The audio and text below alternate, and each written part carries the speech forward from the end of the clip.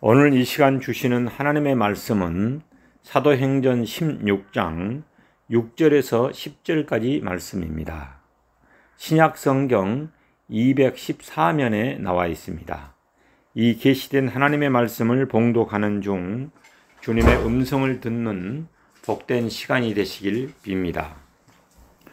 성령이 아시아에서 말씀을 전하지 못하게 하시거늘 그들이 부르기아와 갈라디아 땅으로 다녀가 무시아 앞에 이르러 비두니아로 가고자 애쓰되 예수의 영이 허락하지 아니하시는지라. 무시아를 지나 드로아로 내려갔는데 밤에 환상이 바울에게 보이니 마게도냐 사람 하나가 서서 그에게 청하여 이르되 마게도냐로 건너와서 우리를 도우라 하거늘 바울이 그 환상을 보았을 때 우리가 곧 마게도냐로 떠나기를 힘쓰니 이는 하나님이 저 사람들에게 복음을 전하라고 우리를 부르신 줄 인정함이러라. 아멘. 여러분, 이렇게 서로 한번 인사하겠습니다. 새 역사를 써내려 갑시다. 새 역사를 써내려 갑시다. 사랑하고 축복합니다. 사랑하고 축복합니다. 여러분, 오늘 저는 새 역사를 쓴 하나님의 사람이라는 제목으로 은혜를 나누고자 합니다. 지혜로운 아버지가 손자를 무릎에다가 앉혀놓고 말합니다. 얘야, 사람 안에는 두 마리 늑대가 살고 있단다. 한 마리는 아주 악한 놈이야. 그 놈은 화를 잘 내고 늘 싸우기를 좋아하고 용서할 줄 모른단다.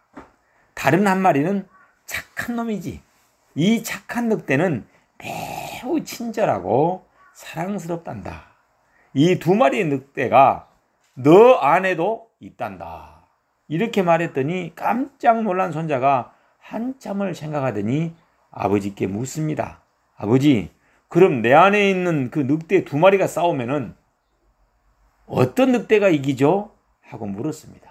그때 아버지는 빙그레 웃으시면서 이렇게 대답합니다. 그야 내가 먹이를 주는 놈이 이기지. 그렇습니다. 사람 안에는 어떠한 생각과 언어를 입력하는가가 마음의 습관을 결정하고 그 마음의 습관이 인생을 만들어가는 것입니다. 그래서 잠언 기자는 잠언 4장 23절에서 이렇게 말합니다. 모든 지킬 만한 것 중에서 더욱 너의 마음을 지키라. 생명의 근원이 예서남이라 라고 말씀하십니다. 하나님께서 사랑하는 여러분, 1492년 독일에서 누렌버그 연대기라는 책이 발간되었습니다.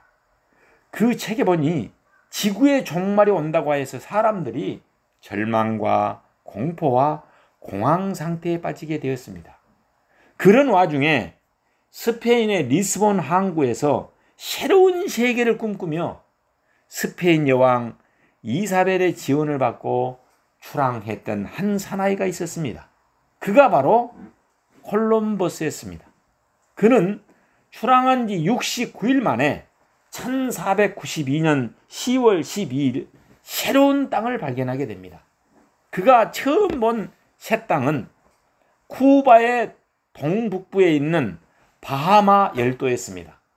그 이름을 산살바도르라고 불렀습니다. 이 산살바도르란 말이 뭔 말이냐? 여기 구세주라는 뜻입니다. 구세주.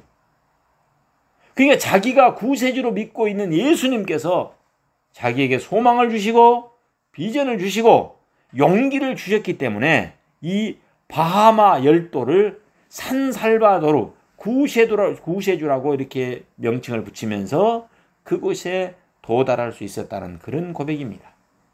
새 역사를 쓰기를 원하는 여러분, 새 역사를 쓰는 사람은 이 어둠의 땅의 환경을 딛고 일어나서 하나님의 소리를 듣는 사람들입니다. 하나님은 그런 사람을 통해서 역사의 물꼬를 이렇게 트시게 됩니다. 이런 사람이 선지자요, 지도자요, 리더인 것입니다. 선지자는 남이 보지 못하는 것을 먼저 보고 앞서서 일하는 사람입니다. 사도 바울이 바로 그런 사람이었습니다. 오늘 본문에서 새 역사를 쓰기 위한 바울의 자세를 우리는 볼 수 있습니다. 첫 번째로 사도 바울은 하나님 앞에 순종함으로써 새 역사를 쓰게 됩니다. 오늘 본문 말씀 6절에서 9절에 그 내용이 나오게 됩니다. 성령이 아시아에서 말씀 전하지 못하게 하시거늘 그들이 부르기아와 갈라디아 땅으로 다녀가 무시아 앞에 이르러 비두기아로 가고자 애쓰되 예수의 영이 허락하지 아니하시는지라. 무시아를 지나 드로아로 내려가는데 밤에 환상이 바울에게 보이니 마게도냐 사람 하나가 서서 그에게 바울에게 청하여 이르길 마게도냐로 건너와서 우리를 도우라 라고 말씀합니다. 여러분, 사도 바울은 드로아에서 에베소 등 아시아로 가서 복음을 전하려고 했습니다. 그게 바울의 뜻이었습니다. 그런데 그 길이 막히면서 환상을 보게 됩니다. 그런데 환상 중에 지금의 유대인인 마게도냐 사람이 애절한 눈빛으로 와서 건너와서 도와주세요. 건너와서 도와주세요 하는 환상을 보게 됩니다. 바울은 성령의 역사하심에 따라서 하나님의 음성으로 이를 듣고 자기가 아시아로 가고자 하는 생각을 접고 하나님 앞에 환상 중에 보았던 성령의 인도함에 순종하게 됩니다.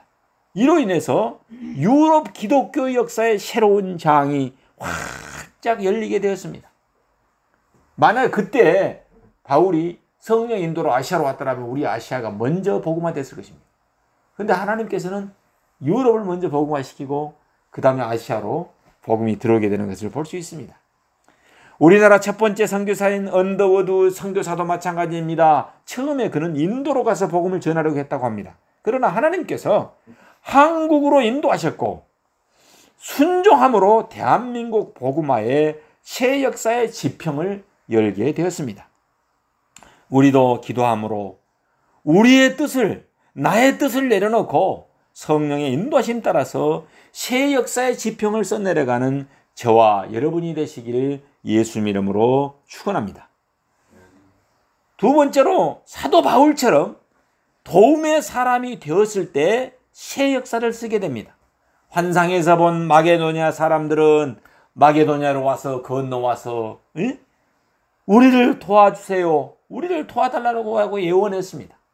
사도 바울은 이 돕는 정신, 복음의 정신이 있었기 때문에 자기의 뜻을 내려놓고 성령님의 인도하심 따라서 유럽으로 가게 되었습니다. 세상은 자기 중심적으로 살아갑니다. 이기심을 가지고 살아갑니다. 그래서 어떻습니까? 남의 약점을 보고 깎아내리려 하고 비판하고 비난하는 데 익숙해져 있습니다. 그러나 우리 그리스도인들은 그런 세상 문화를 변화시키려는 태도를 가지고 살아야 하는 것입니다. 소위 말하는 네거티브 공세나 흑색 선전은 공동체를 망가뜨리는 요인이 되는 것입니다. 사회적인 약자를 도우려는 정신이 기독교의 복음 정신이요. 이런 예수님의 정신으로 살 때 새로운 역사를 써내려가며 의와 평강과 희락의 나라인 하나님의 나라를 이루어가게 될 것입니다. 제가 개인적으로 존경하는 김채근 장로님으로부터 어제 토요일 아침에 카톡으로 이렇게 문자가 왔습니다. 그 문자의 내용을 한번 제가 읽어드리도록 하겠습니다. 희한하고 놀라운 선물. 아침마다 문 앞에 하늘이 배송한 선물이 놓여 있다. 어느 날은 묵은 김치, 내 입맛에 딱이다. 어떤 날은 감자, 오늘은 무더기로 양파, 마늘, 단호박이 문 앞에 쌓였다. 희한하고 놀라와 경외감마저 든다. 옛날 디셉 사람 엘리야를 먹이신 하나님의 기적이 생각난다. 그는 위대한 선지자요 3년의 가뭄을 단비가 오게 한 하나님의 은총의 통로였다. 그런데 나는 인색하고 무지하며 무능하고 하나님의 은혜를 입을 자격이 없다. 왜냐하면은 인색함의 옷을 벗고 나누며 살라는 하나님의 가르침을 깨달았기 때문이다. 오늘의 기도는 참회의 기도를 드립니다. 다시 한번 기회를 주신 하나님을 경배합니다. 그리고 땀 흘리며 정성으로 가꾼 식재를 이름 없이 두고 간 분들께 고개 숙여 감사드립니다. 다시 할 일, 굿네이버스 후원, 장애인 단체 후원, 미자립교회 후원, 환경단체 후원, 이 결심 변치 않도록 부탁드린다는 내용의 문자를 제가 받았습니다. 제가 존경하는 장로님은 몸소 복음 정신인 하나님 사랑과 이웃 사랑 정신을 실천 궁행하면서 지금껏 살아오시다 보니까 익명의 사람들로부터 하늘이 배송한 선물을 받고 계시는구나 하는 생각을 제가 하게 되었습니다. 오히려 겸손하신 그 예수님의 그 종으로서 더욱더 예수님의 정신으로 어려운 이웃을 내 몸처럼 사랑하며 섬기겠다는 제 다짐을 보면서 우리가 어떠한 마음가짐과 가치관으로 남은 인생을 살아야 할지를 돌아보게 되었습니다. 셋째로 사도 바울은 사명을 다함으로써 새로운 역사를 쓰게 되었습니다. 오늘 본문 말씀 10절을 함께 합독하도록 하겠습니다. 시작. 바울이 그 환상을 보았을 때 우리가 곧 마게도냐로 떠나기를 힘쓰니 이는 하나님이 저 사람들에게 복음을 전하라고 우리를 부르신 줄로 인정함이라. 아멘. 사도 바울은 환상을 본 후에 최선을 다해서 마게도냐로 가서 복음을 전했습니다. 사명은 먼저 하나님의 음성을 듣는 것으로부터 시작하여서 그것을 삶 속에서 실천할 때 성취되는 것입니다. 사도 바울은 이방인의 택한 그릇으로서 사명을 받았습니다. 그래서 그는 유대교에서 기독교로 전향하여 예수님의 종으로서 복음의 정신으로 인생을 살았던 것입니다.